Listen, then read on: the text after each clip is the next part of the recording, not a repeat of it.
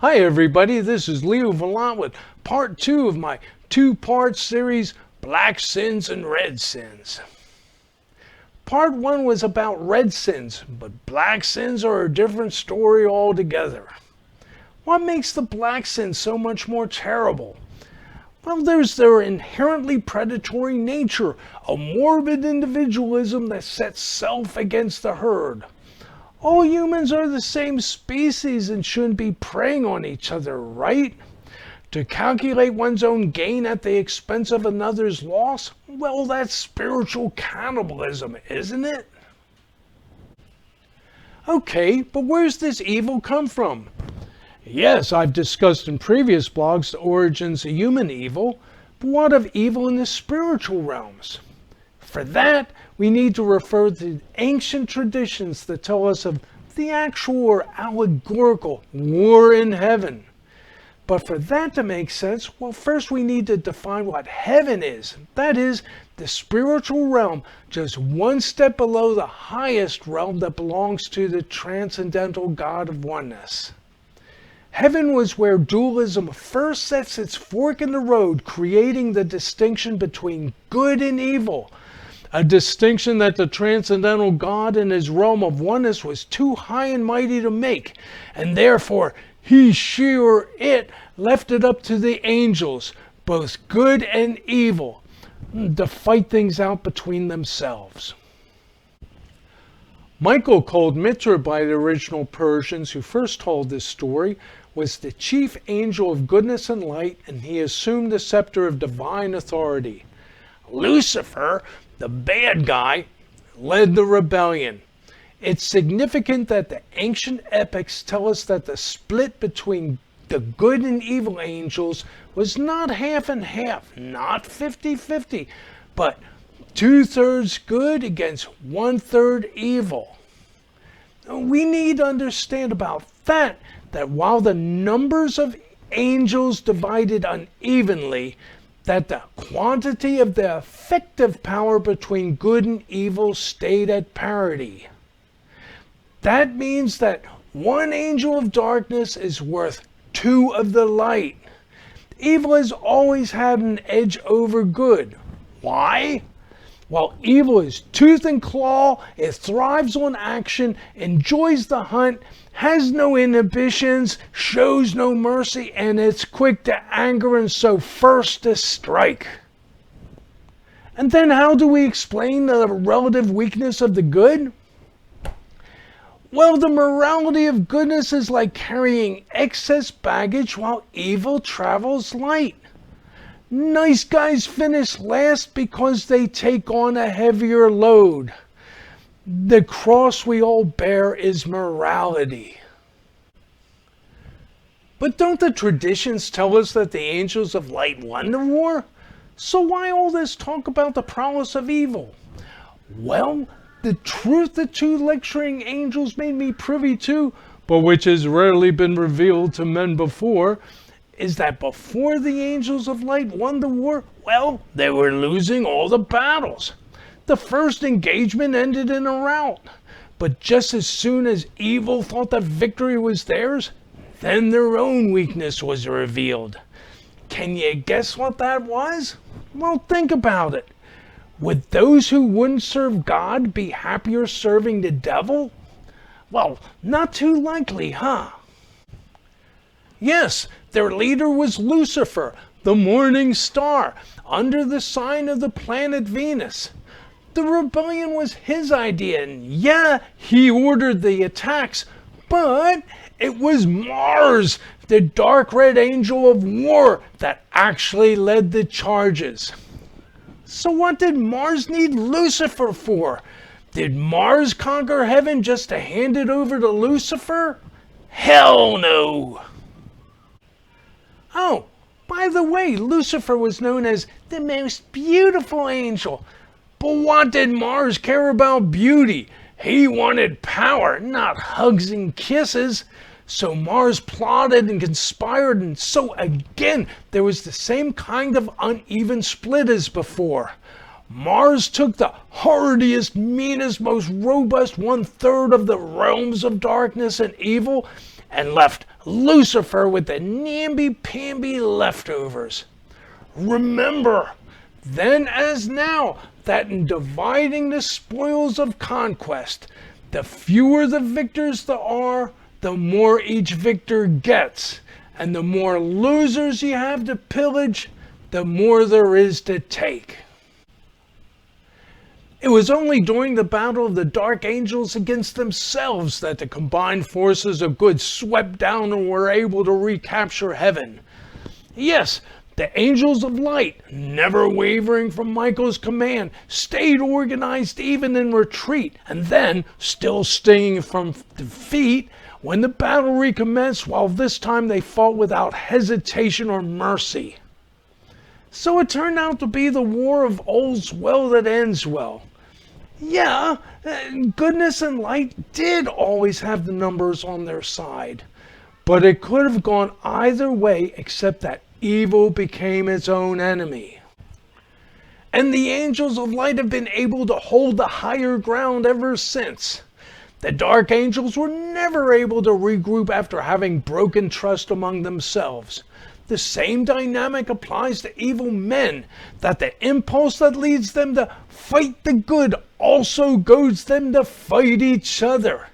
They fight not for principle, whatever they may tell you, but for power, and to be under the power of another, even one of their own, is a humiliation that the pride of evil can't bear. Yes, it's no secret that freedom is their highest ideal. But isn't it true that only he who has power over all others, holding them in constraints, can ever be certain of being free? And so it is that the freedom of some depends upon the subjugation of others. So how could such demons ever fight side by side without stabbing each other in the backs, always trying to get the upper hand? There's no honor among those freedom-loving thieves. So, certainly, those predators of the black sins wouldn't be fit company for decent souls, would they? And so their hell, whatever it be, only requires that it have no overlap with our heaven. The paradise for us sheep can't include any of those wolves, can it? So it is that the antisocial black sin beings are spun out from and repelled by polar forces away from spiritual society, away from our heaven. The denser and heavier vibrations of greed and selfishness, with their rugged individualism-oriented egos, giving them each the weight of a separate universe, well, these predators would resolve into lower levels and more distant orbits, like the work of a centrifuge that keeps the purer, lighter fluids at center while spinning off the contaminants. It reminds me of the difference between songbirds and the birds that have grating and ugly voices. The birds that cheerfully sing and whistle enjoy a diet of seeds, fruits, and bugs, but the harsher voiced birds feed on the eggs and the young of the other birds.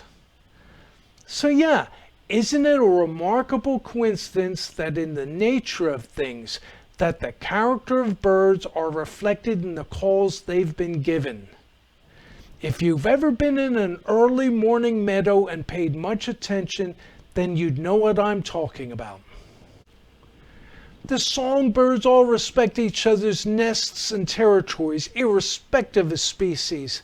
They consider each other's friends and neighbors, and in the early morning meadows one can hear each songbird take its turn, never interrupting another, as the songs go round and round in ordered sequence. And the tone and generalized happiness in the process lets everybody know that all is at peace. But the predatory egg-eating birds with their ugly calls, the crows, jays, jackdaws, and magpies, well, they sound out the alarm against even themselves, their voices expressive of the evil of their intent. Their arrival brings an abrupt stop to the Happy Morning Meadow Song Fest. Taking turns with their songs ceases, and the panic is piped out in crowded chorus. The imitative songbirds scream out their warnings, while the sweet flutes of the whistlers become shrill trumpets sounding out their alarms far into the next field and forest. And so it is that we find that even nature divides itself between good and evil. The difference between our spiritual realm and the Morning Meadow is that, as a rule, in our spirituality, the low vibes can't intrude upon the higher. Low is low and high is high. But, well, I can think of one exception. Often enough, when first going out of body, when astrally projecting, our starting point is at base material, and we have to rise up to our natural spiritual altitude. So then we might find ourselves starting from a twilight darkness and meet up with some surly wise guy low-life earth spirits who can be quite rude. But typically, you only need to pay them no mind and gather yourself, and then your vibrations will automatically step up, and you'll notice that your ambient scene brightens, the colors intensify, and then if there's anything left of the wise guys, if they are at all able to follow you up into your spiritual light of day, well, their manners will undergo distinct improvements. This brings us to the discussion of what hell must really be like. The predatory souls would have to be contained in something like a metaphysical jungle, which could only be a paradise for the most powerful and dominant of predators, right? In hell, only the most imposing and intimidating can have any margin for ease or comfort. But yes, from our cultural mythologies and religious legends, we hear that there must be some chief of hell, a Satan, a Lucifer, some Lion King, not because of any special dispensation from God. No, God would never give Satan the reward of a throne for being some paragon of evil. That would be ridiculous, wouldn't it? So no. It would be by Satan's own prowess, abilities, and cunning, in a realm totally cut off from God, whereby he could come to capture control of the crown of hell. Then of course it would follow that Satan would make existence a living hell for every other less endowed predator, and justice would then follow that they'd all finally be served the same way they served us. But what about Satan? Is the devil himself to go without torment? Well, again, as mentioned before, it's evil's nature to rebel even against itself.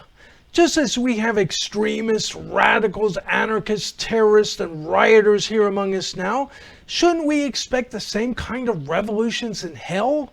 Evil demanding the government it deserves?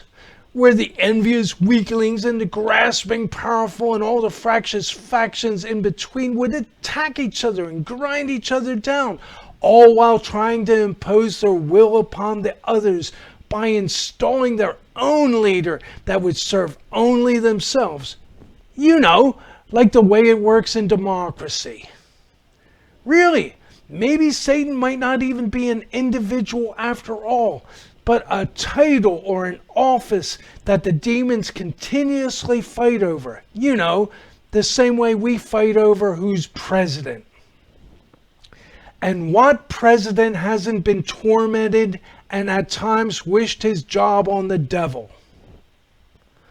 So yes, Satan is tormented too. Okay, so where does that get us? The angels just gave me the info. They didn't tell me what to think about it.